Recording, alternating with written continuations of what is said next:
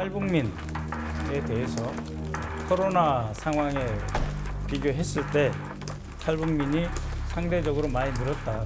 해외 공간이라든지 외화벌이 일꾼들의 탈북이 나타난다는 것 자체가 체제의 즉각적인 변동이나 불안정의 지표로 볼 수는 없지만 화면을 정리해 보겠습니다. 지금 이게 어떤 이제 매체를 통해서 지금 알려지고 있거든요. 이게 이런 뭐 겨레올 통일연대, 북한 관련된 인권 단체인데 이게 지금 보면 중국하고 동남아시아 접경지거든요. 여기가 주로 이제 루트죠. 탈북 루트 중에 하나인데 탈북 여성 13명과 어린이 2명, 중국 인난성 쿤밍에서 21일경 공안에 체포됐다. 박상수 대변인. 이게 지금 어떻게 되는 교육이고 이분들 지금 어떻게 되는 겁니까 그러면? 굉장히 이게 슬픈 이야기인데 이제 북한에서 탈북을 할 때 두만강이나 압록강을 건넌 다음 그다음에 이제 중국에서 육상으로 제3국가 접경이 되는 지역이 사실 이 쿤밍 지역, 운남성 쿤밍 지역이 이제 그 삼국지를 아시면은 아시겠지만 이 위초고 삼국 중에 총나라가 위치해 있는 그 지역이거든요.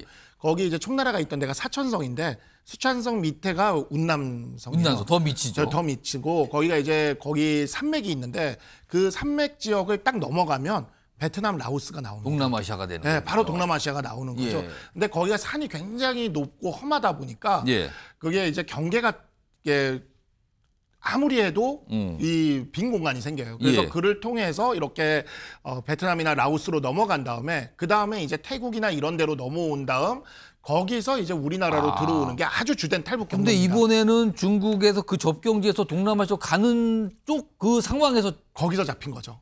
그러니까 다 왔는데 정말 다 지금. 왔는데 정말 그 압록강 두만강을 건너서 저 길을 오는 거 거의 지구 한 4분의 1바퀴를 넘어온 거거든요. 그렇게 넘어왔는데 그 상황에서 다 와서 여기서 잡혔으니 너무 안타까운 상황이라고 좀 말씀드릴 수 있겠습니다. 그러니까 지금 뭐 알려진 내용은 뭔가 강을 건너면 이제 동남아시아로 가는 거예요.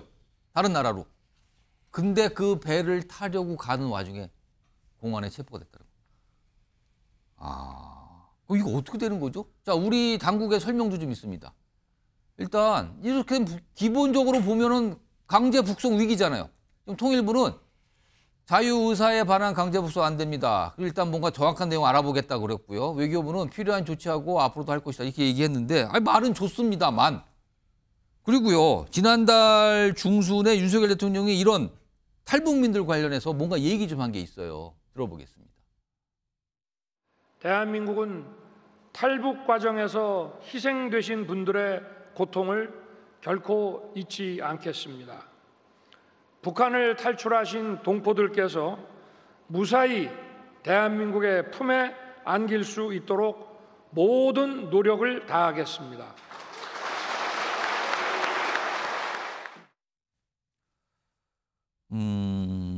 김철영 교수님, 정부에서 일단 사실관계 확인 중이고 뭐 외교적 노력하겠다 이런 입장이 나왔는데 이거 정말 이분들 무사히 지금 공안에 잡혔으니까 어디 뭐 수용되고 이랬을 거 아니에요.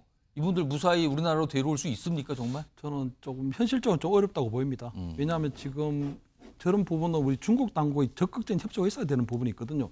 그런데 아마 윤석열 정부 들어와서 생각보다 한중 외교 관계가 그렇게 원활하지는 않은 부분이 있거든요. 왜냐하면 지금 대통령께서도 보면 시진핑 주석하고의 면담이나 어떤 정상회담 자체가 이루어지지 않고 있고 그다음 지금 중국 정부도 보면 최근에 보면 북한하고 러시아가 북러 어떤 안보 조약까지 만들어질 정도로 워낙 친밀한 관계가 가고 있기 때문에 중국이 좀 불편하잖아요. 지금. 중국에서 상당히 북한이 김정은 위원장의 어떤 눈치를 봐야 되는 상황이 있거든요. 그렇기 때문에 아마 현실적으로 어떤 저분들의 어떤 국내 송환을 하기는 조금 쉽지 않아 보이고요.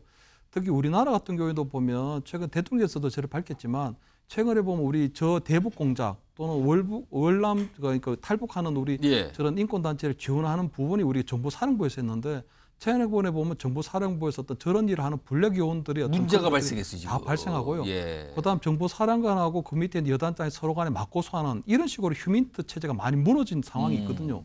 그렇기 때문에 저는 아마 대통령께서 이번 사태에 만약에 송환이 되지 않는다면 저기를 전반적으로 앞으로 제가 보면 최근에 우리 그 북한에서 병사도 우리 군사분계선을 넘어간 것처럼 북한 주민들의 대규모 탈북도 예상될 수 있는 부분이 있기 때문에 그런 부분에 있어서 어떤 탈북민에 대한 어떤 컨틴전시 플랜이 이제 좀 만들어져야 된다. 대통령께서 저런 입장을 밝혔기 때문에 그 후속 조치를 어떤 뭐 통일부든 외교부든 아니면 국방부든 저런 부분에 대해서 좀 만들어야 될 필요가 있다. 서둘러야 한다. 이런 말씀드립니다.